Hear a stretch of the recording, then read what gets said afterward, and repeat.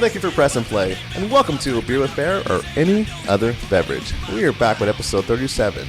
Our guest for this week, Deke Dickerson. With me as always, we have the man responsible for the capturing this moment with the power of sound and recording, Franky, a.k.a. the Love Machine, who lately I've been calling Franky the Ghost. It's good to see you, man. Where have you been? Hey, the Ghost. I don't see you anymore. Oh, I mean, I just work a lot now. Oh, shit. Working man again. Awesome. Well, welcome to the club. And next to him, we have the man who keeps things clean, keeps things in check with the power of edit, makes sure we stay out of trouble, George, the producer. Hello. Good to see you, man. How are you?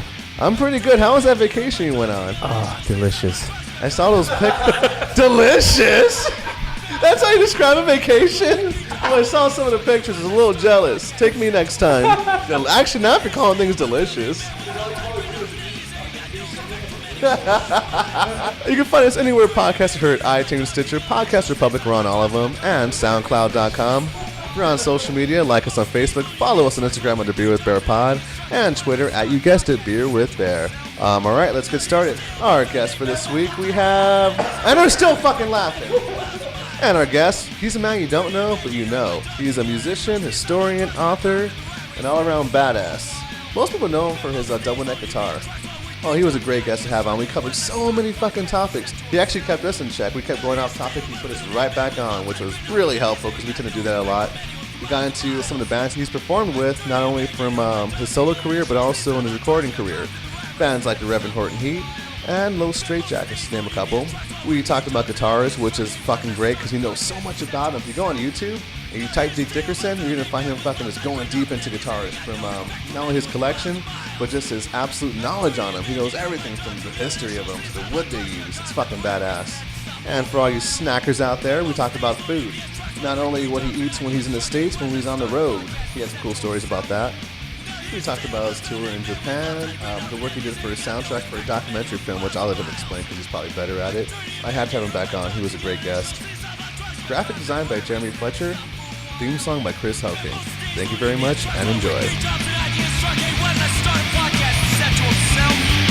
Franky, the Love Machine, I wrote 'cause it made a perfect team to interview all these people. What the hell?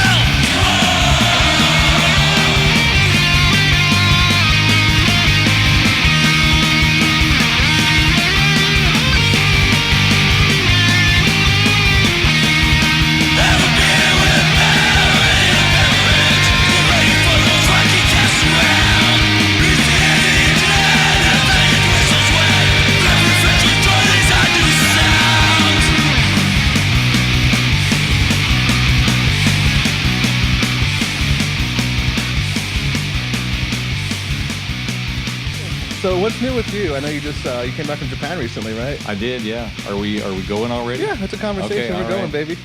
I did, man. Japan was a blast. So what were you doing out there? How many cities were you in?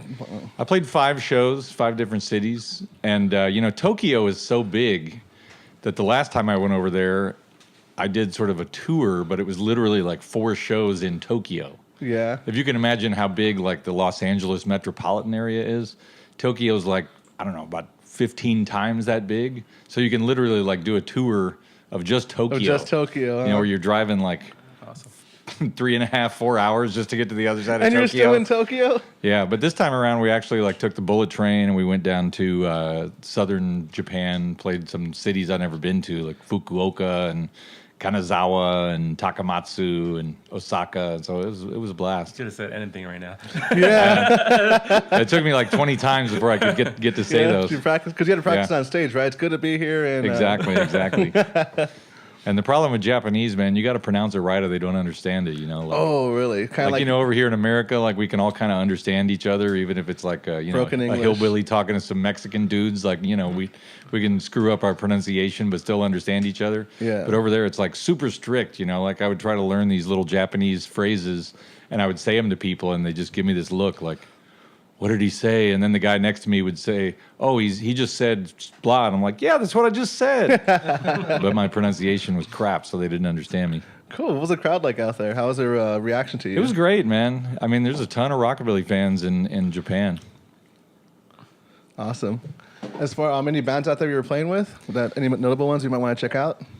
Well, there's a bunch of great bands over there. This was an interesting tour for me because the promoter approached me and said, look, the deal with Japan, everything's really expensive, paying for 4 plane tickets, paying for 4 guys to have hotel rooms and all that. Like, you're going to lose money that way. So I have this idea. If you come over here by yourself, we're going to book you playing with a different band each night in each city. Like you mean backline or just band? Oh, okay. No, the whole band. So I'd show up in this city and I'd meet this band who's been rehearsing my songs for the last few months. Who were they, American or Japanese? They're Japanese guys. Awesome. And they were all really good. But there's this one band I played with in Osaka called the Tennessee Boys, and man, the guitar player is just on fire. No way. And anytime I would throw him a solo, he would play my solo off of my record note for note, except he'd play it better than me. No fucking way, really? Yeah. So that was pretty wild. We're looking them up right now, the Tennessee Boys. I want to check them out. Do they have anything online we could listen to? They should, although sometimes navigating those Japanese websites is weird. Oh yeah. Like you search on regular Google, it doesn't pop up. No, it's some other band. Oh, it's another band. Yeah, it's some white dudes. We looked on YouTube. It's not them. I hope I'm getting their name right. Yeah, we can always fact check it. I'm gonna look it up right now. But yeah, this guy named Richie who plays guitar in that band, he bought one of my signature guitar models, so he plays my guitar, and then he plays all of my solos note for note, but he plays them better than me. So you have your own guitar, signature guitar model? I do, yeah. What brand is it? It's a company called Hallmark. They're based out of Maryland, and they started reissuing some weird '60s guitars. And I was friends with the guy, and I just said, "Hey, I have this idea. Tennessee Cats. Sorry, Tennessee Cats. Awesome, yeah. There we go. Well, it's rockabilly, so you have to have cats. Exactly, yeah. Or psychobilly has to have zombies. Exactly, or the graveyard. Or, yeah. I know you played with some psychobilly bands, right? Well, over the years, yeah. It's funny. I was really good friends with that guy Paul from the Quakes. Oh yeah, Paul. I didn't even know who he was or that he had a band or anything. And then finally, he's like, "Yeah, I have this band, the Quakes," and then I found out they're huge in the rockabilly or in the psychobilly world. Everybody knows who they are. Legends. And I just over the years, obviously Rev Horton Heat, and toured with those guys from the Necromantics and stuff like that. So there's been a lot of cross pollination going on there. I had a question about the Rev Horton Heat, but first, you know what? Let's play a track from Deke Dickerson. That way, people listening can get an idea of your style. All right. Now I've been a soldier and I've been a rounder. I've drank my share of the wine. I once had a true love, but I wasn't faithful. Oh, I've lived a lot in my time. I fought the Grim Reaper down in the dark valley. I cried when the sun refused to shine. I looked through the bars of a cold, lonely prison. Oh, I've lived a lot in my time. Oh!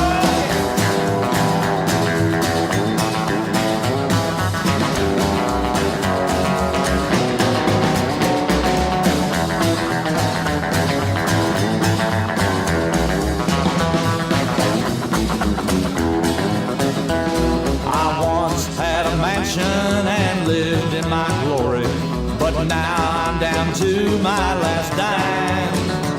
I've hoed in the cornfields and picked in the cotton. Oh, I've lived a lot in my time. I walked with my maker home in the garden, and wonderful peace there I did find. Oh, soon I will journey to Eden's green pastures. Oh, I've lived a lot in my time.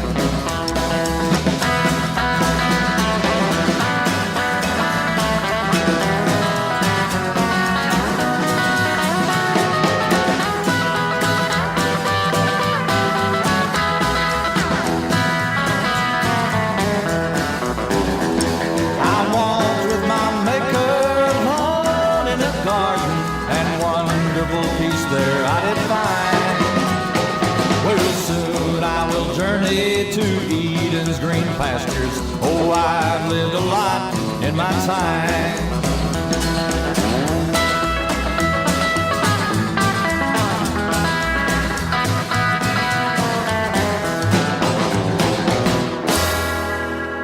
It was Little Richard's birthday recently, right?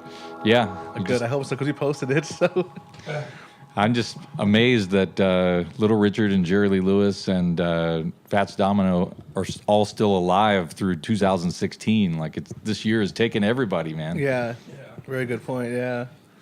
I guess it's our diet, or maybe because I grew up in an era where people were a lot tougher. You ever see The Simpsons? Yeah. Papa Simpson. We were a lot tougher back then. We fell off a hill. Oh, no, a mountain. It's like I was doing a jitterbug later on that night. Yeah. Well, Jerry Lee Lewis, I'm just convinced that he's just like preserved with formaldehyde, like all the liquor and all the pills and everything he did back in the 60s, 70s, and 80s and all that. It's like preserved him somehow. Yeah. Like, He's still touring, right? What doesn't kill you will make you stronger. Yeah, he's still playing.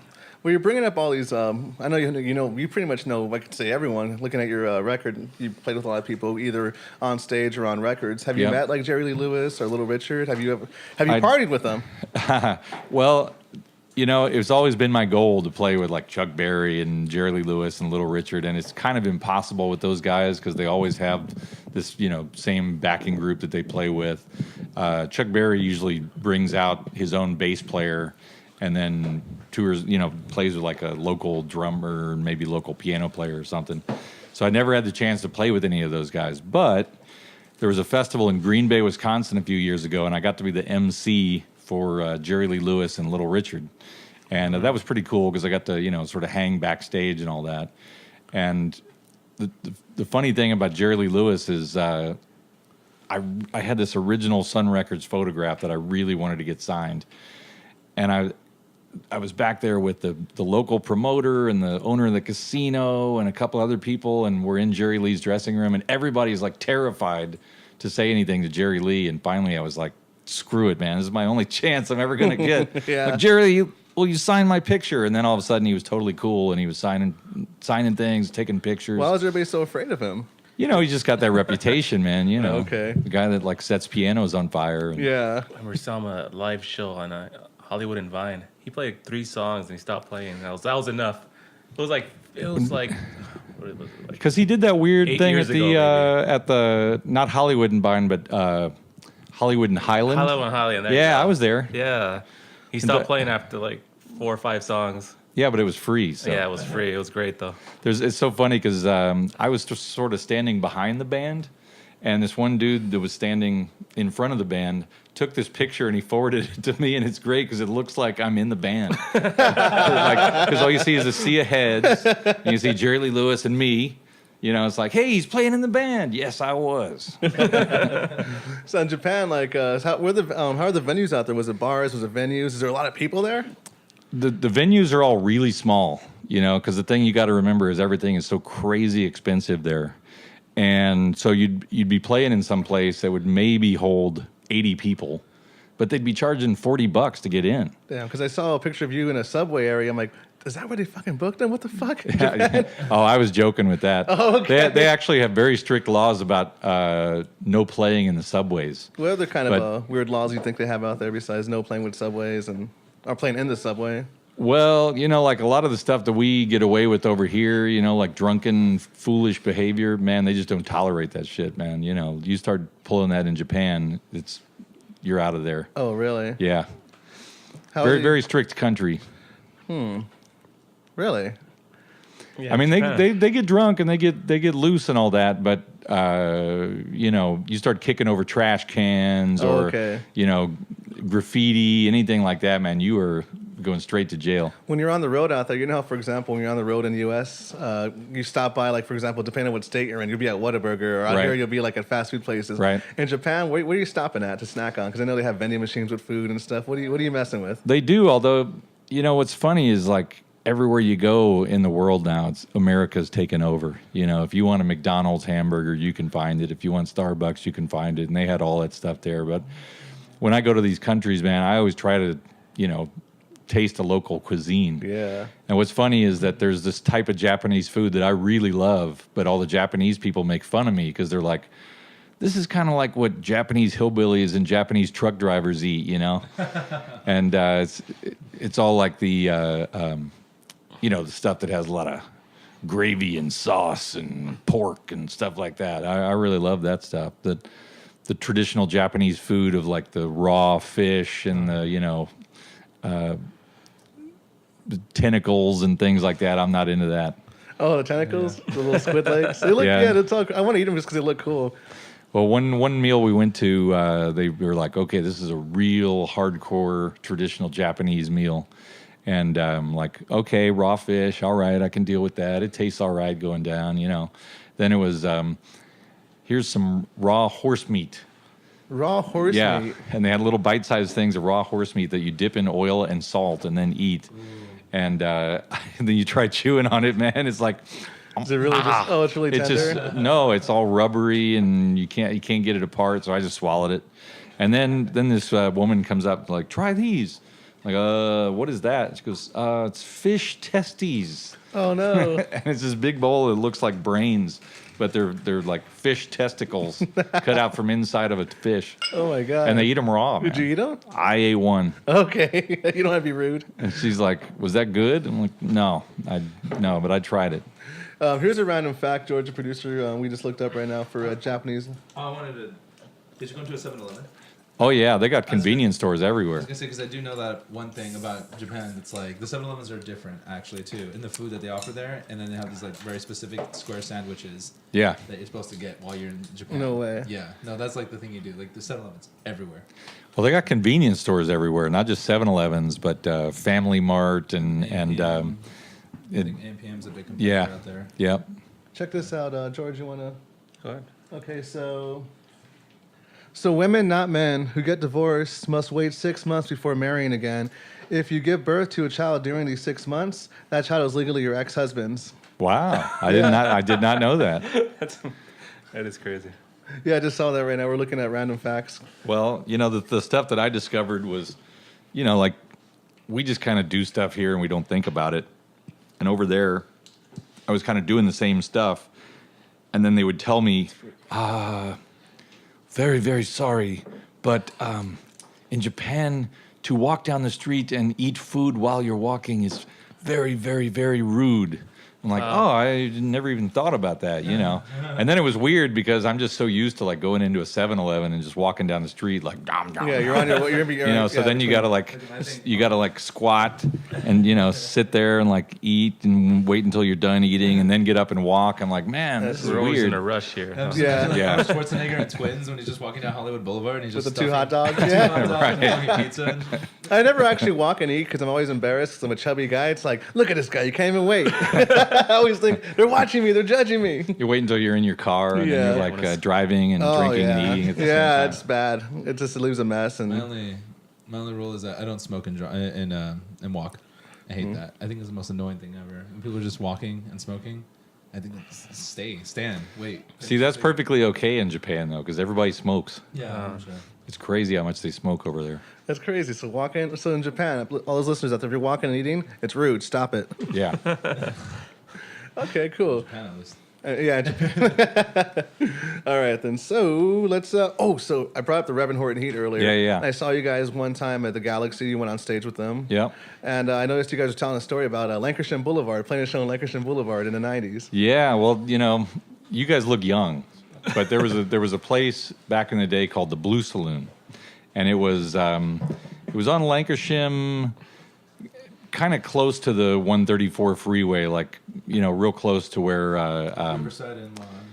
Yeah, it's like between Riverside and Cahuenga, yeah. And it was just a little bar, But this guy who played bass in my band, the Dave and D combo, his name was Lloyd, and Lloyd just decided he was going to make this tiny like corner bar like a major concert venue. So he started bringing in Big Sandy every Thursday night, I think, and Dave and D combo played there every Wednesday night, and then he would have, just thinking about all the legendary 50s. Yeah, I don't know what that noise is. We got an animal going on? I don't know. I know the George producer has a pup, but I'm not sure if that's who it is. Something's eating outside the window. the Blue Saloon. Yep. All right. he started bringing in every 50s rockabilly guy that he could. And we would usually back him up. Sometimes Big Sandy would back him up. And then all these touring acts started playing there. And this was right when the Rev Horton Heat was starting to tour. I think they had actually formed like maybe in 1989 or something. There's an animal outside. You want to bring her in? Just bring her in. God, it's a chupacabra. So Rev Horton Heat, I think, formed in 89, but then they really didn't come out to the West Coast until 91. And when they came out here in 91, nobody knew who they were. And it was the three guys and this manager guy that they used to have that was, he was probably responsible for a lot of their initial fame because he was so pushy and so eager. But at the same time, he was just like this total kind of sleazeball guy. Oh, really? Did he? Who was drumming for them at the time? Was it still Taz? This is Taz, yeah. Oh, awesome. Yeah. And so the four of them came out here and they just played like, little shows at the Blue Saloon. Nobody was there. And then they kind of stayed in Southern California for a month, like playing shows here and there and come back, play the Blue Saloon again. And seriously, by the end of the month, like the word had spread about those guys so much that like the shows were packed. And it was kind of right after that they got signed to Sub Pop and that single Psychobilly Freakout came out. Awesome. And all that. So this was before Rev was even going on stage with the suits, right? He was still kind of more casual. Yeah, and it was before he was playing the Gretsch, too. It was No way. back when he was playing his old beat-up Gibson. That's so cool. How'd you get into the Rev? Was it from meeting him at the show, or? Well, I met him, back in those days. We weren't really that tight. Like, he would come see us play, and he's actually a very shy dude. And then over the years, as I started touring, I did an opening tour for them, and we would do occasional shows where we'd be crossing the country and hitting the same place at the same time. And over the years, man, he's been super supportive and become a really good friend. So do you actually hang out with them on tour? Like when you're actually on tour, do you guys just hang out together? Because I've heard from friends who've toured with him that usually kind of just hangs out and separates himself, like in a bus or something. Well, it's funny because they offered me a spot on the bus. Oh, like, sweet. when the manager guy offered the gig to me, he's like, well, you can go on the bus. And I was thinking about it. I was like, man, there's already 8 dudes on the bus, including like 2 giant roadie guys. And I've spent a little time on that bus, and you're just always touching somebody, man. Like, And then like the other thing is that the way that those guys tour is they play the gig and they drive immediately to the next gig. And like they just go to the parking lot of the next gig, and then all the next day it's like they're just there. They don't ever do anything. Like maybe they'll go take showers or something, and then they do a long sound check. I was like, man, that sounds like torture. So, I went to the manager. I was like, man, just give me a little bit of extra money, and I'll just drive myself.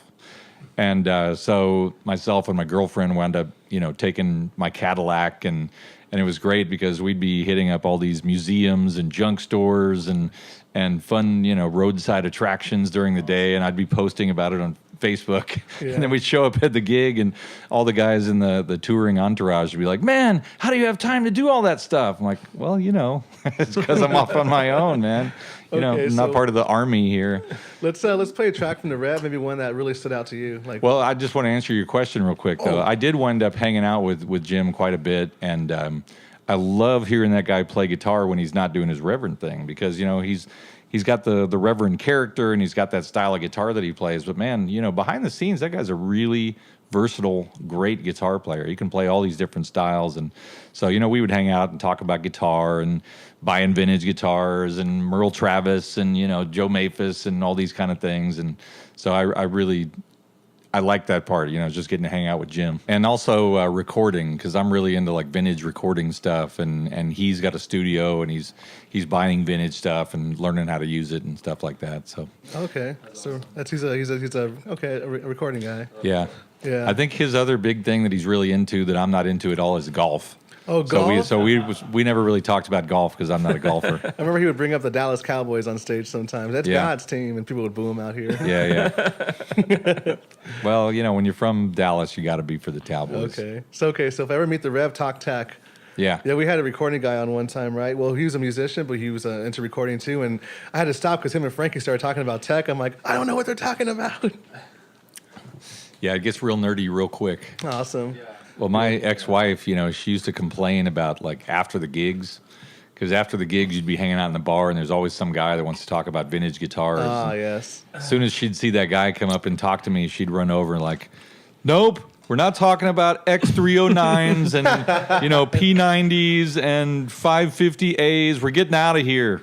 Yeah, I do that with Star Wars or certain topics. You bring up Yeah. podcasts or Star Wars, I'm just like the same thing. I'm bringing up like different planets and races and, you know, Yeah. the dark side. People are like, what are you talking about? I'm like, I'm sorry. Like, Is that thing working? Oh, this thing? Yeah, okay. just- All right. I see just him, making like, sure messing it's around. No, I just got the plugs are like a little loose. Like it's Yeah. super long instrument cables. So I wanted to play a track from the Rev and also get back into how you're talking about going to historic spots and Okay. vintage places. I know you're considered a historian. Well, by accident. I love that stuff, you know. Okay, let's play Rev track Pick It, and we're gonna go from that into your. Let's talk about some history. Well, if we're going to talk about, you know, going places on the road, I love going to barbecue places. So maybe you should play the classic Eat a Steak. Eat a steak.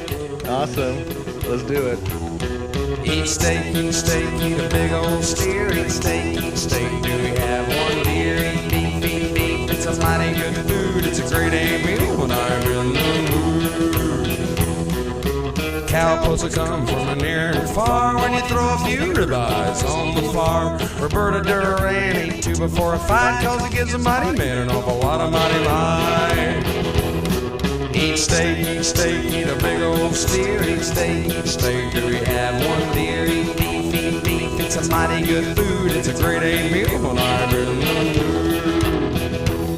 mood. Eat meat, filet mignon. Eat meat, eat it all day long. Eat a few T-bones till you get your fill. Eat a New York cut, hot off the grill.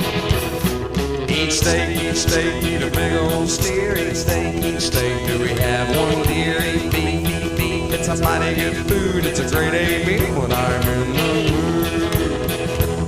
mood. Eat a cow, cause it's good for you. Eat a cow, it's a thing that goes moo.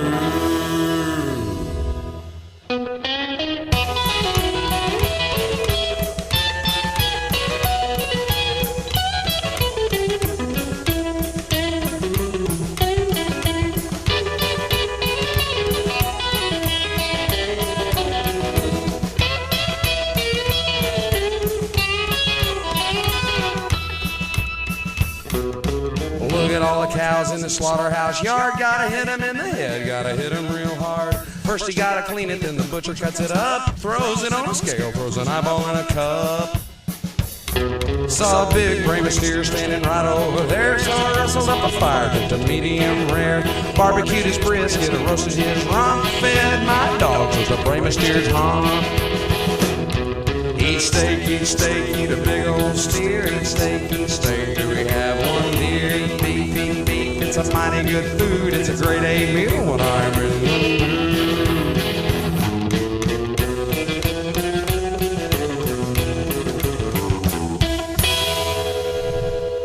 All right. I don't know if we can take this out if you want, but down the street actually, well, at least in North Hollywood, there's they reopened Valentine Studios. I don't know if you know about the place. I just read about that place. That's incredible. Yeah, do you get tape up?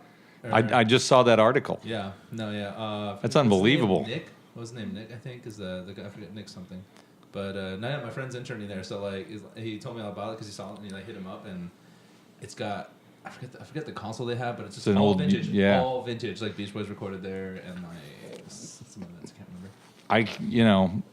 I can't believe that place exists, and I can't believe that they didn't screw it up and tear it all out sometime in the last 3 decades. You know, Well, he's keeping it. He's trying to maintain its super vintage look too. it looks fantastic. Because he also he rents it out, I guess, for photo shoots because people like it for the look. You know? Yeah. But Good no, thing it's he- not in Hollywood, or else it would have gone already. I know, really. Like the Same Delphi, exactly what it is. Delphi Records is the Trader Joe's now. Yeah. The freaking Les Paul house is a parking lot. You know. Yep. Even I moved to LA in 1991, man. Even since 91, it's just astounding how much historic stuff they've torn down.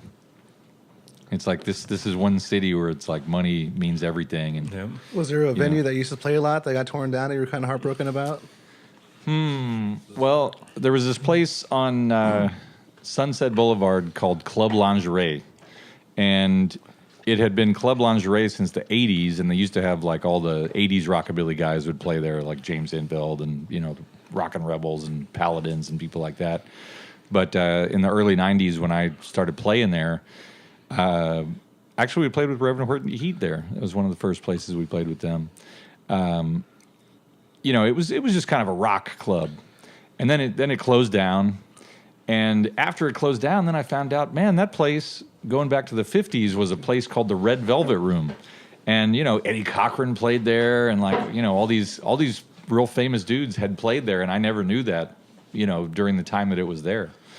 The Palomino here in North Hollywood. Oh, yeah. I got to play there probably. Is that still open, or is that closed too? No, well, it closed, man, in 93 or 94 or something like that. The building's still there. I think the last time I looked, it was like a Armenian dance hall kind of thing, you know.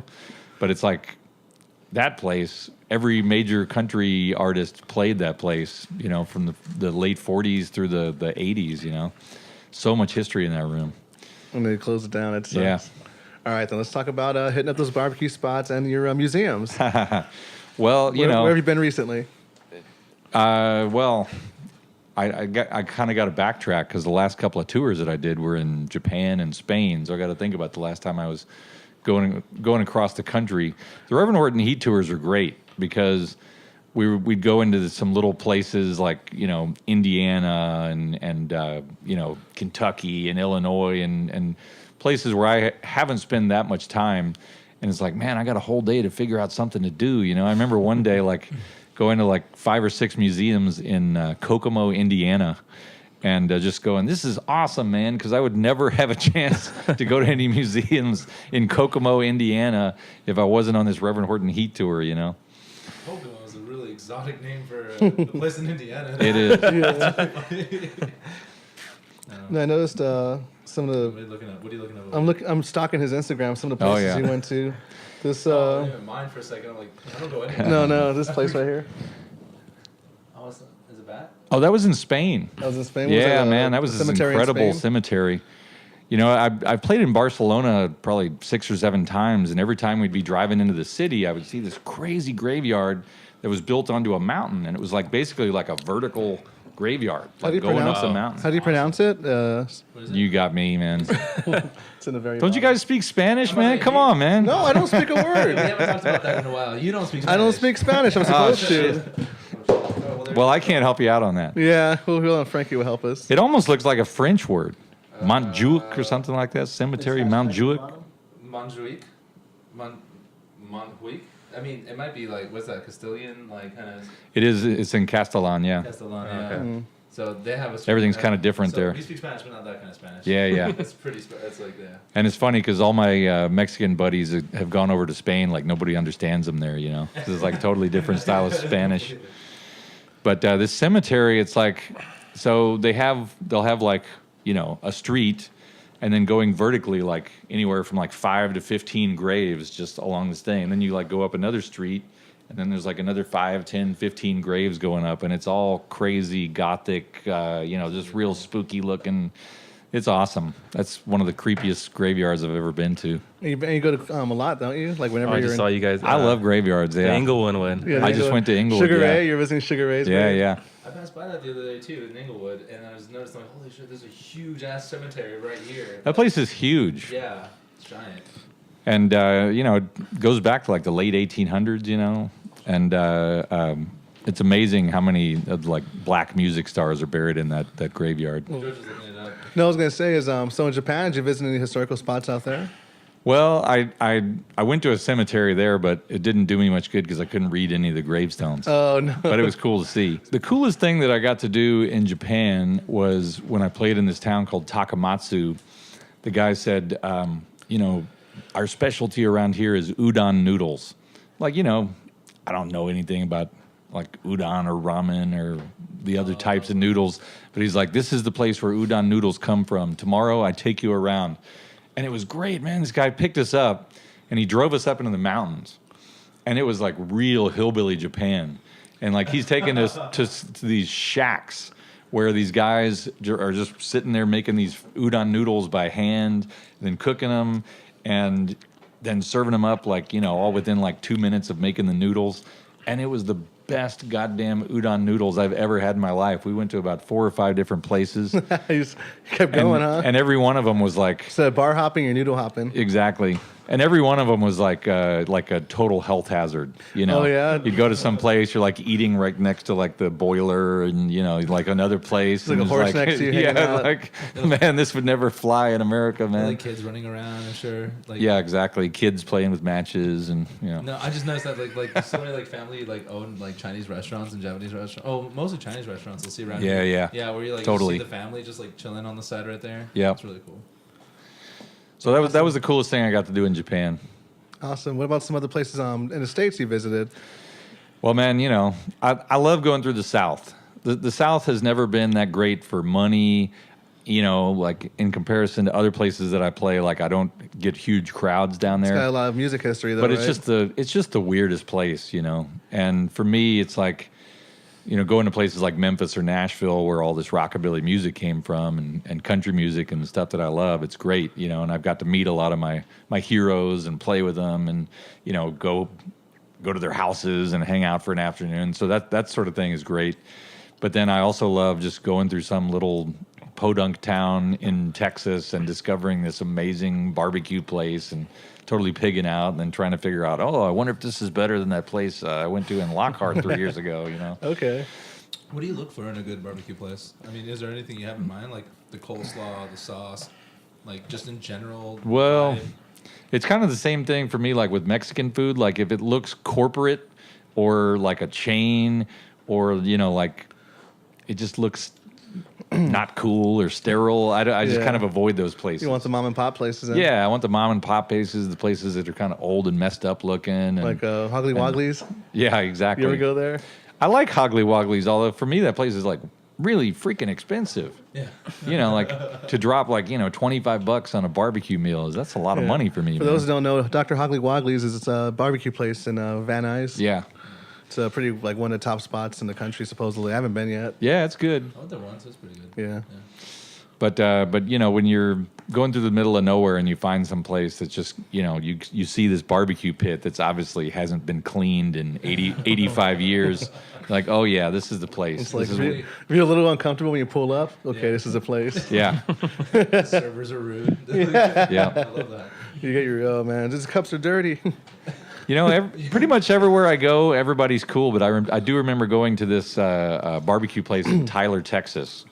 And there was maybe about 10 people in the place when I went in there. But you could tell those 10 people had known each other all their lives. Like everybody in that town knew everybody. So like we walk in, and like we're obviously not dressed like the locals. We're not talking like the locals. And we order our food. And the whole time that we're eating there, they're just staring at us like...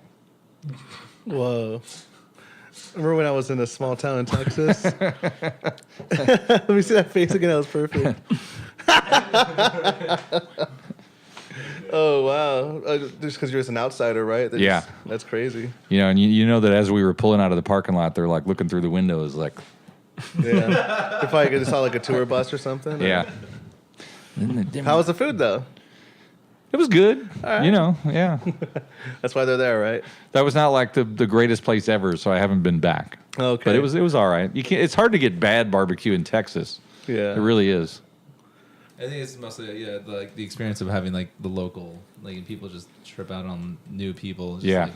Like, what's your deal? No, I was in a small town in Texas too. Same thing. I didn't look like anyone there, and I was talking to some of the locals in the shop, and like some kids came up, hey, we like your hair, yada yada. I'm like, so what's up with you guys? Nothing. We just go to school out here. I'm like, how big is the school? Like, oh, the graduating class was 30 people. I'm like, I'm from the LAUSD district when I was younger. Like, every classroom had like 30 people in it, so it freaked me out. It's like, whoa, it's so small. Yep. I mean, that was what part of Texas? Was it Austin? Oh no, it wasn't No, it wasn't Austin. It was in between. It was a smaller town we passed through. When I was a kid, I remember we passed through Amarillo, and that's like northern Texas, and we're a bunch of Mexicans traveling across the country. Oh yeah. We got mean looks, and then like all I can remember is just like stay close. Like, Yeah. Because I was a little kid, just stay close. Yeah, I was fortunate when I was out there. There was brown people. I didn't really. It was kind of because I guess at this point, we're everywhere. Mexicans are everywhere. Yeah. It's funny because like I'm a white guy and I'm pretty much a hillbilly. But man, you go through some of those towns with California plates. They will pull your ass over just because you got California plates. Like, what are you doing here? Driving through. What do you do? Well, I'm musician. You got drugs in there, don't you? No drugs in here, sir. You know, there's been at least half a dozen times where they took everything out of the car, laid it on the side of the freeway, like had you out there. Didn't you go, hey man, I'm white? Well, it's like My people love weed. I'm just thinking to myself, like, man, you know, well, that's a topic for another day, but the police overreach, like in the last 10 or 15 years, has just gotten crazy, man. You know, because it's like, obviously anybody who's a brother has gotten hassled all their life. You know, and anybody who's Mexican has been hassled all their life. If you have a shaved head, especially. Yeah, and then it's like, dude, I'm just like the whitest white bread dude in the world, man, and I'm drinking water. And you got me on the side of the freeway with all my crap on the road. Like, what the hell are you? What the hell is going on, man? You know, and I think there's so many, especially white people in this country that don't realize like how much people get messed with by the cops. You know, and like my black friends, it's like ever since they were little kids, they've been messed with the cops. You know. That's effed up, man. That's something that's got to change. But that's a topic. It wasn't until camera phones that people started waking up, I suppose. Well, that's just it. Now everything, there's a video of it. Yeah. But it's kind of crazy when, you know, you can catch something on a video of a cop shooting a black guy in the back who's running away with no weapon, and the guy gets off. Yeah, he got off recently. I was in like Dallas, last week. A week before that shooting, the cop shooting, but everything seemed so friendly. I was in downtown Dallas. It seemed friendly. There was like nothing going on. And then the shooting happened. I was like, what? Yeah, that was some crazy stuff, man. Dang. Any other intense moments while on the road? Like, well, another moment like that, you know, I'm from Missouri, and I was driving through this little town called Buffalo, Missouri, and I see this really cool motel sign. It's like an old neon sign. And, you know, I have this 93 Cadillac Fleetwood. It's gold. It's sort of pimp looking. It's got California plates, you know.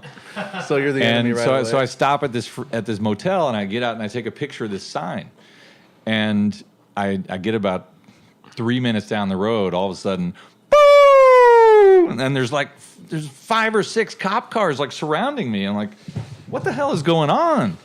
Like, why are you taking pictures of that motel? I'm like, I'm a tourist. Yeah, it was a cool old sign. I like taking pictures of cool old signs. And he said, well, we have an informant at that motel. He says you were taking pictures of him. Who are you? What are you doing here?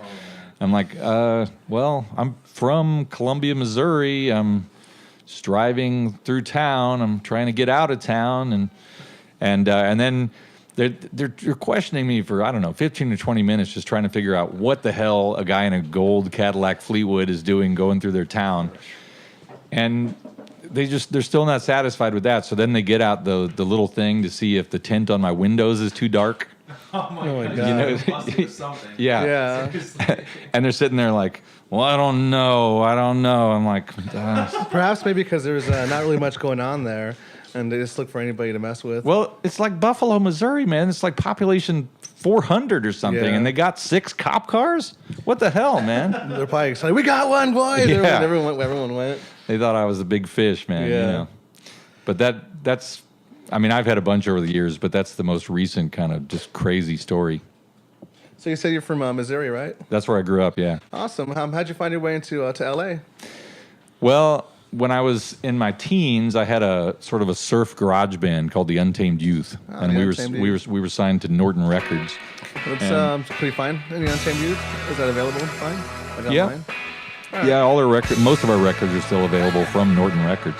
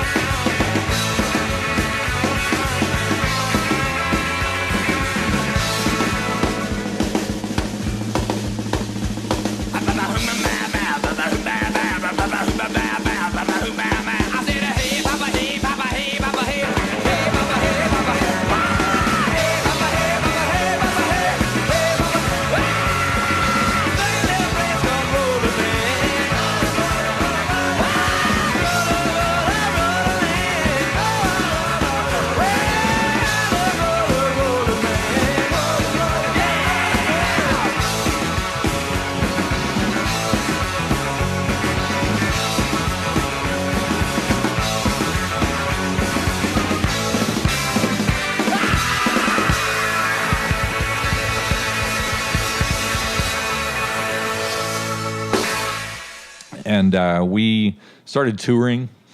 And we went to the East Coast, played New York City, and then we came out to the West Coast and played L.A. and San Diego and San Francisco. And it was kind of getting to that point in Missouri where we're like, man, the band just can't get any further in Missouri. It was surfing, you said, right?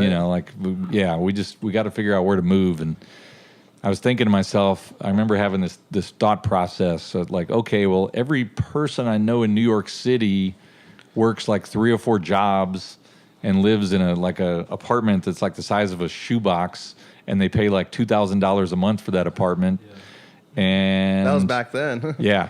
And everybody I know in LA, like most of the people I knew in LA don't seem to have a job. Like it just seemed a lot more laid back. I was like, that seems like the place for me. So I hooked up with this gal and I moved out here in January '91. Hooked up as a partner, or as like started dating a girl? As my girlfriend. Oh, okay. And well, you're in California. You got to date a California girl. Exactly, yeah. And I just remember when I left Missouri, it was like 13 degrees and an ice storm on the road. And when I got out here to California, I don't know, it was like January 19th or 20th. It was 78 degrees and the sun was shining. I'm like, this is it, man. I found it. That's so and cool. I've been out here ever since. I still love it out here. And what happened to your band? You were playing with the surf band. Well, we still get together and play reunion shows occasionally. We officially broke up in 1995, but then we've got together a few times a year ever since then and played shows. So how'd you get into rockabilly music, though, considering that? When did you grow up, in the 80s? I did. And, it's funny because last night I went to go see the Bell Furies open up for Brian Setzer. The Bell Furies got me in on their guest list, and then I stuck around and watched Brian Setzer play, and I was remembering, like, wow, this is like kind of how I got into the whole thing was through the Stray Cats. When the Stray Cats got really big, like 1983, 1984. I was young, but it's like top 40 radio, all of a sudden there's rockabilly on it. That's cool. Because I was wondering, because in the 80s it wasn't around besides the Stray Cats. I was wondering, after the Stray Cats, you just did record shopping, you just started discovering other things? Yeah, and as soon as I started driving, we had a couple of record stores there in my hometown, and they would have a little tiny rockabilly section. And it's funny because I talked to Big Sandy and other people around the same age, and we all have the same stories. It's like you'd have these same record stores, just looking for some new rockabilly thing to come into the rockabilly section, and we all kind of had the same reissues that were coming out at the same time. And then once you sort of get this realization, like, wow, there's actually this huge world of stuff out there, then it's like anything else. You just dig deeper and you find cooler stuff. Okay. And so after the surf band you're in called, the Untamed Youth. The Untamed Youth. That's actually a really cool name. Sounds more punk rock than surf, if you ask me. Well, we got it from a juvenile delinquent movie with Eddie Cochran and Mamie Van Doren. Okay. All right. So then, what was next for you as far as music? What did you run into next? When I moved out here, I formed a band called the Dave and Deke Combo, and that was in 1991, and we were together until I think '96. And we put out a couple of albums, did a bunch of touring, and it was more like rockabilly on the hillbilly side. We did a lot of duet harmony singing type stuff. And that band still gets together occasionally. We do a thing at Viva Las Vegas every year called Hillbilly Fest. Okay, cool. On Sunday night in the downstairs theater, we do this Hillbilly Fest show. Does that still go on every year? Yeah. Because we go to Viva. We'll probably have to check it out next. If you're around on Sunday evening, you got to come check it out. Yeah. What about the Deke's Guitar Geek? Yeah, I do that on Saturday night every year at Viva Las Vegas. I'm going to do it again this year. Awesome. Okay, so you had that for a while. Yeah, definitely. And of course, we know you do stuff with NAMM. You're a big. You have your own guitar. I haven't done the guitar thing at NAMM for 3 years. I did it for 10 years in a row, and I lost money every year. I was like, man, I gotta figure out a better. How does it cost you money? What happens? Well, I was putting it on at this hotel across the street from the NAMM thing, and just renting the ballroom. Oh, I got it. Renting the PA system, renting the lighting, renting the security and the sound guys. And it was just a nightmare. I kept thinking like, I'm eventually going to start making a profit by selling DVDs of the festival. But then everybody quit buying DVDs. So if I was selling a couple thousand DVDs, I was making a profit. But all of a sudden, I was selling like 300-400 DVDs, and I was losing money on the DVDs. Oh, okay. And the festival was like, okay, I got to figure out something else. Once again, technology biting you in the butt. First yeah, records, pretty much. Now it's DVDs. But I've been doing the Guitar Geek Festival at Viva Las Vegas for the last few years. One year. What year was that? That's been a lot of fun, you know, because he pays me to do it. I make money, so I'm happy, and it's a lot of people like it. Did you go up with Marky Ramone one year? Yeah, that was fun. That's cool. How'd you meet Marky Ramone? Was it through that show, or would you guys have some contact before? Do you know that woman Karen Mamont that books? She used to book shows down at Viva Cantina. Oh yeah, Karen. Yeah, went to Reverend Martini. Yeah, exactly. She is good friends with Marky Ramone. I have no idea how or why. Yeah, we saw the pictures. We were wondering that too. But she she approached me and she said, you know, look, Marky's supposed to do these shows at Brendan's Pub, you know, like the little bar there at Viva Las Vegas, and he needs a band. And I said, well, okay, here's my idea. Like, we'll back him up for the Brendan's Pub shows if he'll come and play a few songs at my Guitar Geek Festival show. So that's what we did. Awesome. Yeah, and it was fun. Yeah. Awesome. What do you play? Performance partner. Like this. What band are you in right now exactly? You have I know it's the Equophonics? Yeah, well, it's basically just been Deke Dickerson for the last 15 years. And the Equophonics is sort of my band name, except I don't really have a regular band anymore. So whoever I put together, I just call them the Equophonics. Deke and the Equophonics. Okay. You know, like on the Japan tour, it was funny because I was like, you know, Deke Dickerson and the Tokyo Phonics and whatever, you know. Or in Spain, the band guys that I was playing with, half of them were in a band called Sex Museum, and the other half were in a band called the A-Phonics. So I was like, okay, it's Deke Dickerson and the Sex Phonics. You know? The Sex Phonics. I love it. So we just kind of have fun with it. I noticed, I don't know, you got me going down a rabbit hole when I was going through your Instagram. You posted about that coffee place where the girls wear lingerie. It got me down a rabbit hole, and I'm all looking it up. I'm like, freaking Deke's making me into a pervert. You know? Are you calling it now, the rabbit hole? Yeah. Well, yeah, I'm all looking. I'm like, freaking Deke, I'm looking like a pervert now. that place is crazy, and they're all over the Pacific Northwest, man. You know, anywhere like Washington, Oregon, Idaho, a little bit in Northern California, like bikini baristas. That's crazy. Yeah. Some are drive-through too, right? Yeah, they're all drive-through. None of them are like walk-in places. Yeah. And they're just these chicks in lingerie serving coffee, and they all appear to be strippers that are like picking up some hours during the day or something, you know? Yeah, I saw it. I'm like, holy shit, he wasn't joking. These are strippers. Like, Yeah. I'm like, how do you work? Like, is there an age limit to go there? Strangely enough, I don't think so. But they have real strict laws about, you know, no photos, no videos, you know, like don't touch yourself. Oh my you know, God, like that's that like a sign right there? Yeah. No way. Oh, great. That's a great sign. Oh, man. Yeah. Did you take a picture of that sign? But it's That sign right there. it's always a little weird, like, you know, to see some young gal who's wearing like a thong and pasties, like all of a sudden is like preparing food that you're gonna like eat or drink. You know, like well, I hope she washes her hands. Yeah. Are you there? Oh, man. I'd probably be a regular. Oh, it's the regular? Yeah, the regular. Well, I'm a regular when I'm up there just because I like bizarre things you can't get at Yeah. home. You know, it's just so weird. It does seem just weird. I can't even imagine like what that's like. I'd be nervous to drive over there. I'd probably put my hood on, you know. I'll take I'm not much of a coffee drinker, so I don't know. Well, Do you have any coffee anymore? not lately. I've been mostly messing with energy drinks or just nothing at all. You just drop the energy drinks. Yeah. Coffee. Yeah. I can't find one I like. Although, you know, talking about touring and finding weird places, I remember going through Pennsylvania 5 or 6 years ago when we found the world's only drive-through strip club. And Wow, it was like a car wash? Like an automatic car it was like a regular strip club, but at night when the place was open, you could actually go through a drive-through in the back.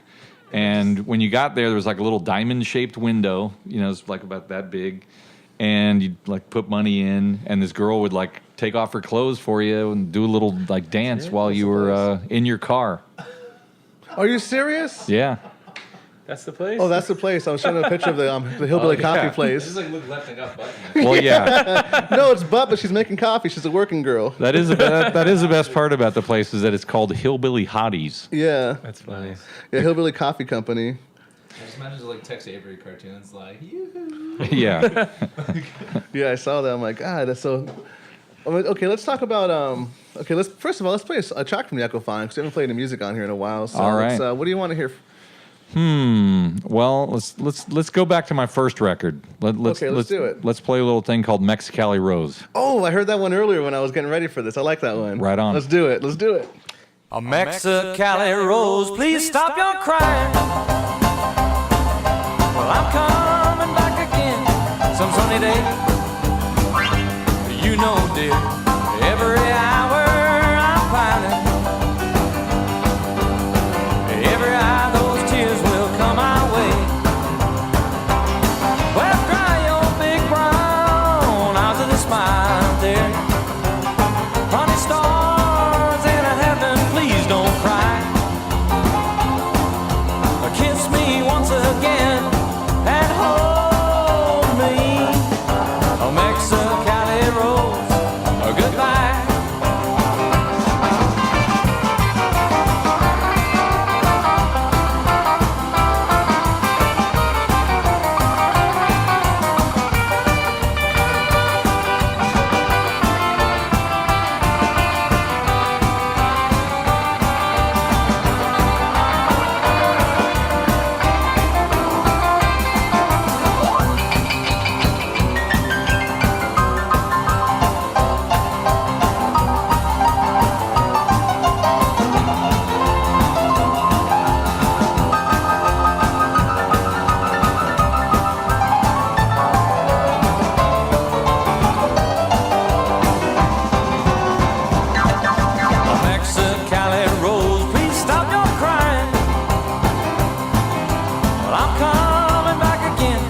some sunny day.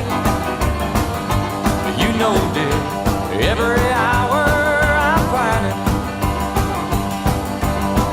Every hour those tears will come our way. Let now dry your big brown eyes with a smile, dear. Honey stars in heaven, please don't cry. Kiss me once again and hold me. A Mexicali Rose, a goodbye, a goodbye. I said a Mexicali Rose, goodbye. So let's talk about your guitar and your guitar playing and like your collection. Because I notice now for younger people who I talk to, I tell them, oh, I'm having Deke Dickerson on. The first thing they say is, oh, I like his 2 guitars. Let's talk about that, your guitar. Well, I've always been just crazy about guitars. You know, ever since I was a little kid, I saw Chuck Berry on TV, and I was like, man, I got to get a guitar. And just ever since then, it's been guitars, guitars, guitars, and just kind of driven everybody around me crazy with this obsession over guitars. And shortly after moving here and forming the Dave and Deke combo, I found this Moserite double neck at a pawn shop up in Bakersfield. And I started playing it, and then that sort of became my trademark. Although I really have kind of tried to move away from the double neck guitars in recent years, just because it starts breaking your back after a while. But I have quite a few weird double neck guitars, and I still get them out and play. And if you guys were at the Rev Horton Heat shows, like I was bringing them out for the Reverend shows, because the Rev and I would do this thing where we'd both be playing the necks at the same time. For the double neck guitars, what exactly is the whole purpose of it? Because I don't play guitar. I've always wondered. So what ones in higher different tunes, or has they can be any kind of different configurations, but it's basically just to get 2 different sounds like during the same song. I would guess like a lot of the double neck guitars you see have a 6-string neck and a 12-string neck. So you can do like 12-string things. Is there what's the history behind those? What year they'll start popping up in the scene? Well, what's funny is that they actually made these very rare, but they did actually make these double and triple neck acoustic guitars going back to like the 1700s. Oh wow! And I think that much later on, when they were making electric guitars, somebody must have seen one of these old guitars and said, "Hey, let's make a double neck electric guitar." And the first one that I know of was a double neck that was made for this guy, Grady Martin, who was a Nashville session musician. And he had one that was a guitar on the bottom and a mandolin on top. And then out here in California, there was a guy named Joe Maphis and then Larry Collins from the Collins Kids. That's what I remember. And they had Moserite double necks with a regular 6-string on the bottom and then a sort of like shorter 6-string on top. that sort of sounded like a mandolin, even though it was tuned like a guitar. That's a good picture. And really, the ones that I've always played have been like the Joe Maphis, Larry Collins, double necks. That crazy picture you were just showing me, showing a picture of the four neck guitar. I don't actually own that guitar. I found out about its existence, and the guy, this motherfucker's crazy. the guy who made it, he made it back in the '60s. He lives up in the mountains in Oregon, and one of the times that I went through Medford, Oregon, I tracked him down. I drove up in the mountains and I met him, and we took that photo of me with the four neck guitar. And now everybody thinks that I own it, but I just took a photo with it. And this actual album right here was the first time I ever heard you. Or was that maybe with my friend? He bought this, and we're cranking it on the way home. Yeah, I still have that guitar. Awesome. All Didn't right. I see you one time playing with Man or Astro Man. That's the first time we saw you live. We're like, Deke Dickerson. Like, actually, it was funny. He recognized you in the smoking area. He was like, it's Deke Dickerson. I'm like, who, the guy with the hat? Yeah, it's him. I'm like, oh shit, it's Deke Dickerson. That's funny. And then you went on stage with Man or Astro Man. Yeah. I had them out at my my last NAMM show, Guitar Geek Festival. And then they were coming through town a few months later, and they said, hey, come and play with us, on a song. And we were just messing around, but it was fun. Yeah, I love Man or those Astro guys. Man.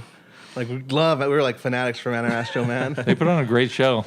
They really do. You want to hear some Man or Astro Man? Yeah. Let's hear some Man or Astro Man. What do you want to hear? You pick it. We'll pick it. Oh, we're gonna pick it. All right. Awesome. How'd you meet them from the NAMM show, right? I actually met him a long time ago, back the Untamed Youth, the band I was telling you about. Yeah, we were on a label called Estrus Records for a while, and Man or Astro Man put out a bunch of records on Estrus Records. And so we used to play this Estrus Records Festival up in Bellingham, Washington every year. And so we played with them a bunch and got to know them. That was cool. And it was a Coco, the bass player, had like a giant iPad glued onto his yeah. bass. He's like, look at this thing. It's like, he know. didn't know there's a newer one out. He's like, no, man, this is space technology. That was the funniest thing ever. Yeah, that was such a good show. Have they been out here since then? I No, don't think they have. haven't. We've been waiting for them. Yeah, it's been a few years now. So how many guitars do you own? Well, I own a crap load of guitars, like probably around 100, but I always have a disclaimer, which is I don't have that many good guitars. Oh, okay. I have a lot of junky guitars and, fun guitars. One of the things that I really love to collect are what I call hillbilly handmade guitars, which is like some atrocious looking thing on eBay that I get for $40 or, $80 or something. Like a banjo made out of like a pie tin. Something like that. Yeah, I have a bunch of different instruments like that. I love collecting them just because I just look at them like, what kind of warped mind, would like make a guitar out of, this whatever, like a piece of a bowling alley, and then use like a cabinet handle as the nut, and That's so cool. like I love those kind of things. For those listening, Deke Dickerson actually has a bunch of YouTube videos on guitars. I saw one recently. You had the old Bigsby, Yeah, like a Bigsby yeah. guitar. You explained the whole history behind Bigsby Yep. and how it interacted with Fender. It was like the first of the old guitars, old era, with the violin thing. Well, Bigsby, he was in Downey, California, and he really was the guy that invented the modern solid body electric guitar. Before Fender made the Telecaster and the Stratocaster and all that, Bigsby had made these guitars for several country guys. And then, he's mostly known for the Bigsby vibrato whammy bar, but he made these solid body guitars before anybody else, You said it looked like a violin, 49. too? Yeah, they were totally handmade in his garage. I saw one you had that was pretty cool. It was a Skinner axe bass that you took a picture of. Oh, yeah. It's like a bass, it's like an axe. Yeah. Where was that at? That was at I got hired to come out and play at this auction in Boston. There's a company called Skinner that does, high-end auctions. And they had all these Western suits belong to a guy named Little Jimmy Dickens, and all these guitars that, like they had one of Johnny Ramone's guitars. And why am I spacing out? It's only been a month. You talk about guitars, you just Yeah. But they had one of Waylon Jennings' Telecasters, and Marty Stewart had a bunch of guitars there, and so they flew me out to like play the pre-party, and that was super fun. And then I hung around for the auction the next day, and that crazy axe bass was there. Yeah. I think the guy built it to to get Gene Simmons from Kiss to play it, but then he never would. Oh yeah, that's a good idea. I have a question as far as like, because like you said, guitar obsession, and then I know people who are guitar obsessed. Yeah. Like really, like Chris. Like Chris is totally guitar obsessed. Oh yeah, He a got friend of mine. drummer and then became guitarist. And don't get me wrong, I do hear it, but at the same time, I'm just kind of wondering, like Telecasters, I feel are one of those guitars that people just kind of they need it, like, or they're like crazy about it, like extremely popular. I don't know. How do you feel about Tellies? Well, you know, I always talk about guitars as kind of being like tools. And when I say I have a lot of guitars, like, yeah, I'm like a mechanic. I want to have a bunch of tools, you know. And a Telecaster is literally like, it's a hammer. That's like the first tool that you need to buy. You know, it's like the most basic tool that, you know, covers a lot of things. And I can't think of any better, like, all-around electric guitar than the Telecaster. And, you know, there's a lot of weird esoteric guitars that I own because they do one thing really well, you know, and that's like your odd little clamps or your odd little files or whatever. But Telecaster is like a hammer. Yeah, it's like the all-around, well-rounded. Yeah. What you need. Yeah. So what's your baby as far as guitars? Everyone has their favorite instrument. Everyone has their favorite car. My favorite jacket. Maybe your favorite hat. What is your favorite guitar in your possession? Well... Like, don't touch that, honey. Obviously, getting back around to the Telecaster, my dad is from a little town in Virginia called Floyd, Virginia. And he had this buddy who was older than him, this old hillbilly guy named Hubert Robertson. And I remember when I was about 13, Hubert would get this Telecaster from out underneath his bed and play it and show it to me. And it was a 1954 Telecaster. And probably about 20 years ago, Hubert started getting really old. And he called me up out of the blue one day, like, I'm ready to sell that Telecaster. And, you know, man, I had to borrow money, but I got the money together and I bought this Telly from him. And it's just, man, it's like the perfect Telecaster. It's super lightweight. The neck is perfect. It just sounds perfect. It's old, so that's like the one, like, you know, like, okay, the one guitar I'm never going to sell is that Telecaster. Not only because it's a 1954 Telecaster and it's great, but also because I got it from my dad's friend. You know, a guitar is kind of like wine, right? It gets better with years of wood. When the older the wood is, the better it sounds.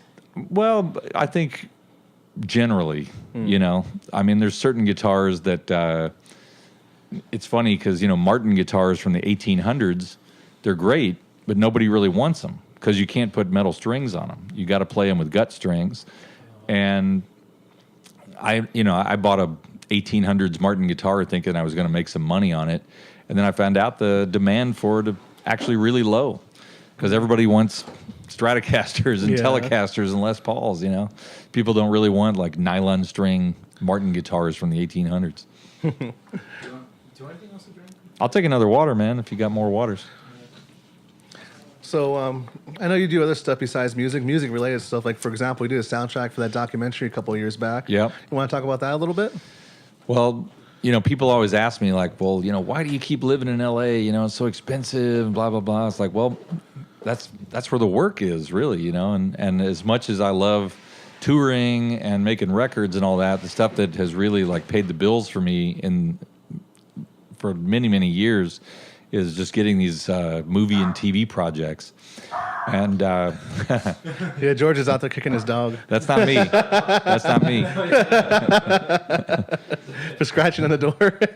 So yeah, it was about 6 years ago, I think, that I got hired to do this documentary called The Wild and Wonderful Whites of West Virginia.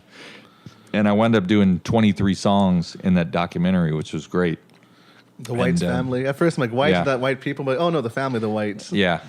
Well, I don't know if you guys ever saw the original documentary from the 90s called it might have even been from the 80s. It was called Just Go White, the Dancing Outlaw. I saw the trailer for it when I was looking up for your thing. So it was kind of this cult favorite for years. And then one of the guys that was responsible for the original one, he approached me and he said, look, I think we're going to do a 20-year follow-up on this thing.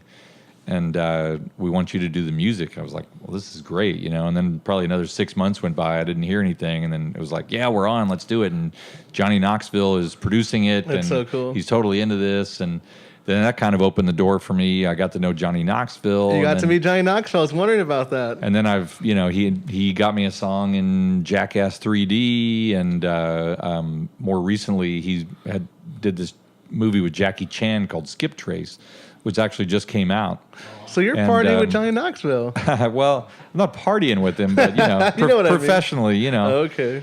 Like I always hit Johnny Knoxville up with a text a couple of times a year, like, "Hey man, let me know if you got anything else coming out. I can do something on, That's so cool. But those are the sort of things that pay, Yeah. Is he? What's he like in person? How would you? Super cool guy, man. Super nice guy. Because I actually went to his house one time to do a blog just almost exactly like this. He was doing a sort of podcast thing for Sirius XM radio and recording it at his house. And so we just sat around a table just like this over at his crib. Awesome, yeah, because I've only seen him on TV. It's a whole different persona. So yeah, he's usually like in his underwear or something like that. OJ picture you posted, OJ in a diaper. Yeah. Yeah, you posted a picture of OJ in a diaper. I don't know what that was about. I was just at the supermarket looking through the National Enquirer. And there's OJ Simpson in the diaper. Yeah. That was great. Awesome. What else do you do as far as film? I know you did a documentary. Did you work on any other movies? I've had stuff in a bunch of movies over the years. There was a movie called Sideways that wound up winning an Oscar. It was like a Best Picture. Paul Giamatti. Exactly. That was a fun one. And that was one of these classic stories where, I get this phone call from this guy and he says, look, there's this little indie film and we want you to have a song in it, and pays $1,000. I know that's not very much money, but it's a really good film, and it was one of these contracts that was like, okay, $1,000 is all you're ever gonna get, and I'm like, yeah, it's just this little indie film, and then it just like it kept getting bigger and bigger, and finally it won like Best Picture, and then all of a sudden it's everywhere. You're like, chewing on your hat. Yeah. But at least I can say I had a song in it, Yeah. Yeah. I mean, you should have been nominated for something if you're doing songs. Yeah. I don't know. Well, It's a cool movie, though. yeah. At least you get the free DVDs going to your house, right? Yeah. Yeah. Oh, you're part of the film. Yeah. Especially this time of year, right? I've actually bought copies of Sideways on DVD at garage sales, and like, oh, I got a song in this, and the people are like, yeah, right. I love it. Sideways. But yeah, I mean, those things pay really well, and if I could get, several of them a month, man, I'd be rich, But you're lucky if you get like one or two a year. And this time last year, I was working on that Skip Trace thing for Johnny Knoxville. Jackie Chan, that's crazy. Yeah. Did you get to meet Jackie Chan or no? No, the movie was already done, and Johnny called me up and he's like, "Look, this movie's really bad. Like, it's really, really, really terrible, and we're trying to make it not so terrible. And one of the things that really sucks about this movie is they have all this like Chinese pop music in there. It's just awful. So I want to bring in some music that's like, God, that's awesome. that fans of me might like, that kind of American music. So I like how he was honest with you. This is a really bad movie. yeah, so I guess they put my music in it. They re-edited it. They shot a bunch of new scenes, and I watched it actually on the plane to Japan. They were showing it, and I was like, oh, it turned out all right. It's a typical Jackie Chan movie. Were you and the person next to you? Hey, I did music for this movie, and they're like, yeah, right. Yeah, pretty much. I was going to say that, actually. I was going to bring that around. Is it kind of surreal to feel like you yourself surrounds you? I don't know. That things come back around. I don't know how the fuck I just phrased that. Yeah. That's like your famous yes and no. Exactly. Well, let's just put it this way. Like, I remember when I was a kid in Missouri, and I'd read about all these rockabilly dudes. And I just was thinking like, oh, man, Ray Campy, he must be rich. Oh no. Man, he's this huge star. He's the king of rockabilly.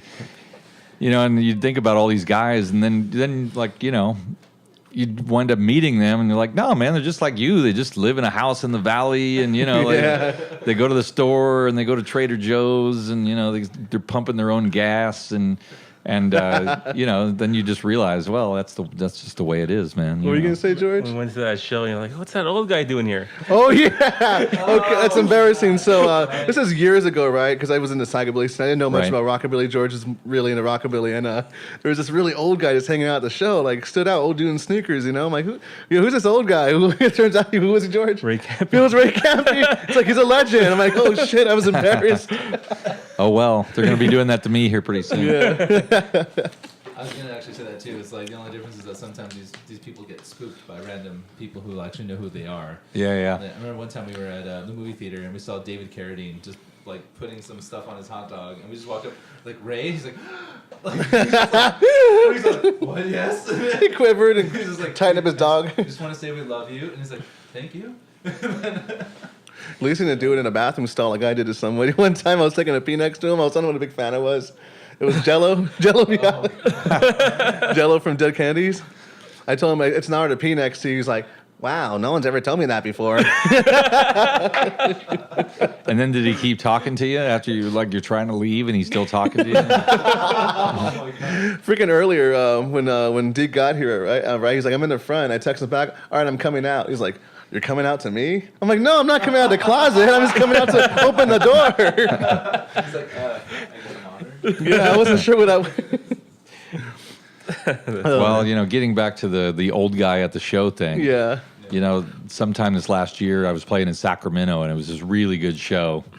And at the end of the night, there's this really cute young girl, like in her early 20s. And you kind of see her waiting around, by the side of the stage. And I'm talking to some other people, and then finally she comes up. She goes, I just want to say that the people of my generation really have a respect for you, Mr. Dickerson. I was like, oh no! They call me Deke. I thought she was all hot for me, and then it turns out she just wants to say something nice to Grandpa Deke over here. Oh God! Burn. It's okay. This guy calls me. George, the producer, calls me up.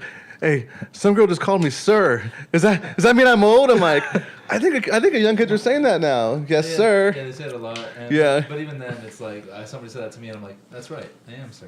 Yeah, like you respect me. I'm like, Oh, you stop getting carded for like cigarettes and stuff. Like, oh. No, whatever.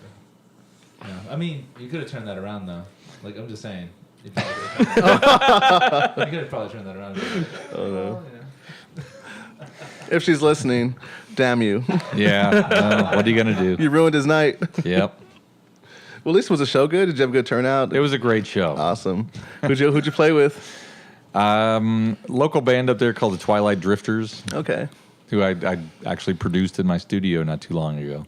So we're going to cap this off pretty soon, but I wanted to talk about a couple of your signature other projects you did, like, for example, Little Straight Jackets and the Trashmen, who's a legendary band. Yeah. Well, Los Straight Jackets have been friends of mine since they first started. I knew Eddie Angel. He was in a band called the Planet Rockers. And Pete Curry, the bass player, was in a band here called the Halibuts. They were sort of a legendary surf band. And so I've known them for years. And I just kind of pitched this crazy idea to them. I said, look, I've collected these vocal versions of instrumentals, like, all these weird records over the years. And I just think somebody needs to do an album of all the vocal versions of famous instrumentals. And the guys were like, we collect those records too. That's a great idea. So then we recorded this record, and I think it's actually really good. Like, I was listening to it the other day, and like, this is actually way better than I remember. It's a good album. But it's Walk Don't Run with singing. It's Pipeline with singing. It's Sleepwalk with singing. It's Hawaii 5-0 with singing. Hawaii 5-0 with singing? Yeah. I want to hear it. And what's funny is, man, the surf crowd just hated that record. Just because they hate singing, Yeah. I'm showing Deke a picture of him with a straight jacket on. The people that enjoy a good laugh or enjoy a good novelty record, they all loved it. They all thought it was a great album, But Low Straight Jackets, like core audience, the surf crowd, man, they just like instrumental music. They do not like people singing. And so they just couldn't get the joke. It's like Imagine Patches, just like no vox, just exactly. Like Exactly. Awesome. And so What else? I know there's a Trashmen. Let's talk about the Trashmen a little bit. Explain who the Trashmen are for people who don't know. Well, the Trashmen are famous for their 1963 record "Surfin' Bird." The bird, the bird is a word. Oh, yeah. And, of course, recently made famous by that episode of Family Guy. I brought them out to play my Guitar Geek Festival, I think in 2011, and I was a huge fan. And, I told them, like, look, I'm the promoter of the festival. I'm paying to bring you guys out here. I only have one request to ask, and that is that you let me sing Surfin' Bird with you. Oh, awesome. And they were like, nope, nobody gets to sing Surfin' Bird with us. Nobody has ever sung Surfin' Bird with us except a member of the band. I'm like, well, really, please just think about it. And I've done Surfin' Bird on my own, like with other bands, and I sent them some video links to me doing it. And so somewhere between me hiring them and them coming out to play, they actually decided, okay, we're going to let Deke do Surfin' Bird. And it was great. It was fantastic. And they're like, man, you did a great job. Like, the guy, the guitar player, Tony Andresen, actually went out and bought a little trophy, to give me, And they told me, like, a little trophy of a bird. It was just something he found in the gift shop down there in Anaheim. But they said that since 1963, they've had hundreds, if not thousands of people ask them to sing Surfin' Bird, and they would never let anybody until I sang it with them. So I was like, wow, that's a great honor. Awesome. And then I was like, man, how come you guys haven't made a new record in decades? I mean, you guys are still great. Let's make a new record. And I was surprised. They were like, yeah, that sounds good. Because they were the sort of band that would go play shows and everything, but they never could really get it together for like the creative concept or writing songs or anything. So I put a bunch of songs together and flew out to Minneapolis, recorded it there, brought it back here and mixed it at my studio. And where are you based out of? I live here in the Valley, up in Northridge. Cool. And what's the name? Do you have like a name for your studio? Well, I just call it Echophonic Studio. It's basically just a home studio, even though I do hire it out for bands that want to record there. Yeah, I mean, even Gator, like his Gator does really that. Fucking cool, like in the back. Yeah, I've known Gator for a long time. Oh, you know Gator? Yeah, of course. Dude, he's the best. He's the freaking best, dude. You go to his house, it's all old equipment. Yeah. That was a guest I told you. He wouldn't stop talking about tech with me. I was like, what? No, he's got sick gear, and I saw that pole tech, and the second I see a pole tech, I'm just like, Yeah, Gator's a great guy. That's so cool. You know Gator. Well, he was another guy I met when I first moved out here in '91 because now I'm blanking out on the name of his band. He had B Pickles. Yeah, exactly. Yeah. That's exactly it. People don't know. Yeah, they were like the classic opening act for everybody. You'd go to see a local show and the B Pickles would be playing on the bill. Oh, that's so cool. Yeah, people don't know. Gator was like probably the first psycho in LA. Yeah, totally. No, we haven't. And he's going to be the last psychobilly in LA. Yeah. Like everybody else would be like dying or 100 years old, and he'll still be up there like slapping the bass. Taking care of his dogs. He has a lot of dogs. Well, getting back to the Trashmen. Oh, yeah, the Trashmen. What's funny is that psychobillies, they love Surfin' Bird, because it was on that album, the Rockabilly Psychosis and the Garage Disease, like they all love the Trashmen. So it's funny, like I've probably sold more Trashmen records to psychobilly people and distributors and stuff than I have to like the rockabilly crowd, which is surprising. But it's a really good record. I'm really proud of the one that we did with them. That's so cool. So what's next for you? Just more touring, more playing. I got to make a new record this year sometime, and we'll just keep plugging along.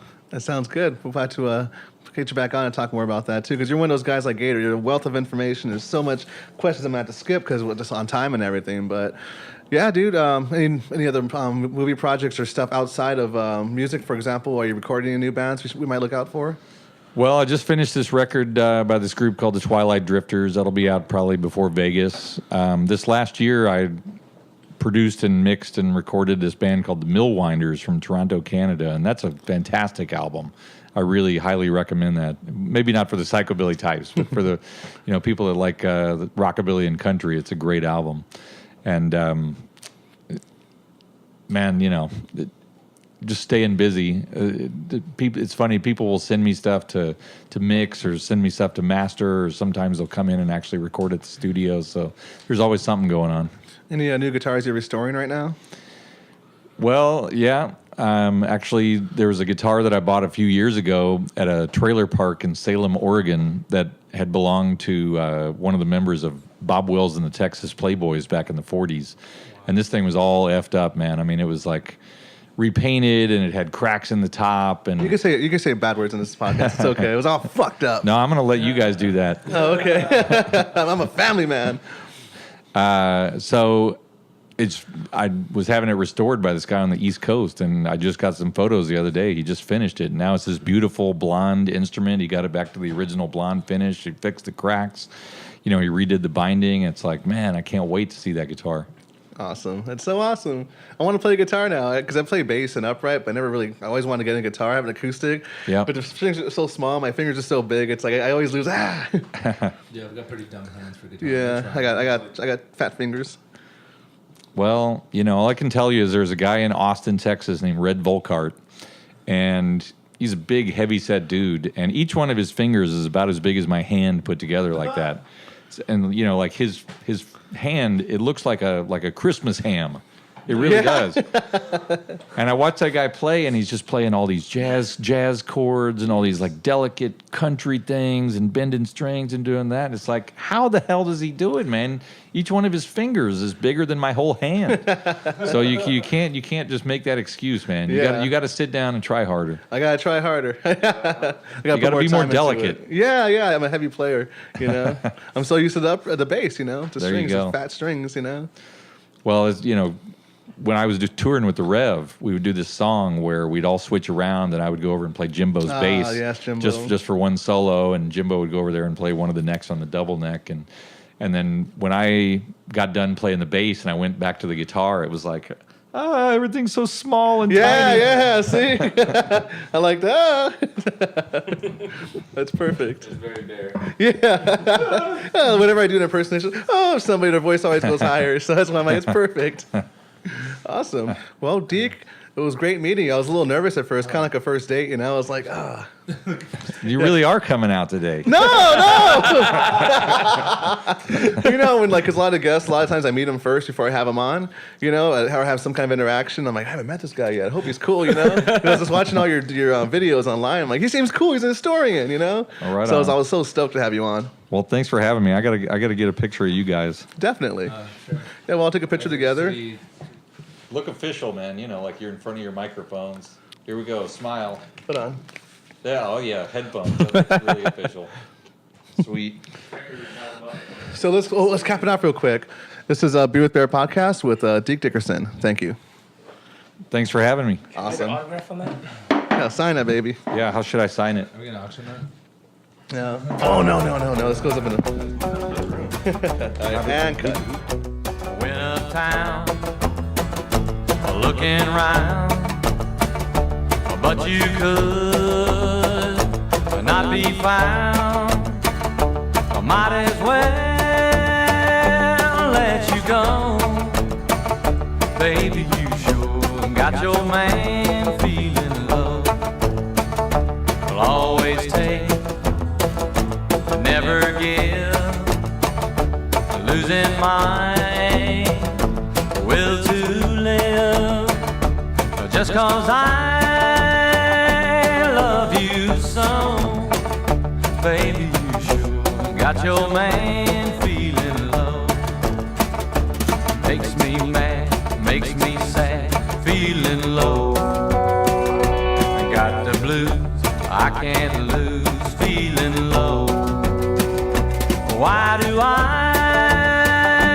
love you so, baby? You sure got your man feeling low.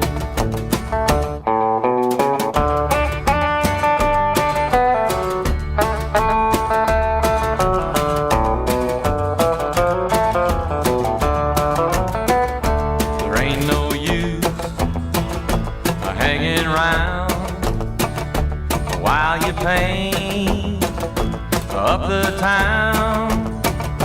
Crazy me, learning slow, baby. You sure got your man feeling low. Well, I'm the king of all food for your brain. all the room and let my heart take a blow. Baby, you sure got your man feeling low. Makes me mad, makes me sad, feeling low. I got the blues, I can't lose, feeling low. Why do I love you so? Baby, you sure got your man feeling low.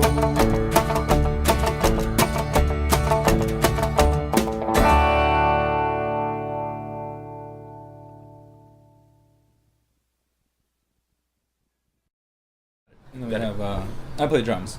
I play drums.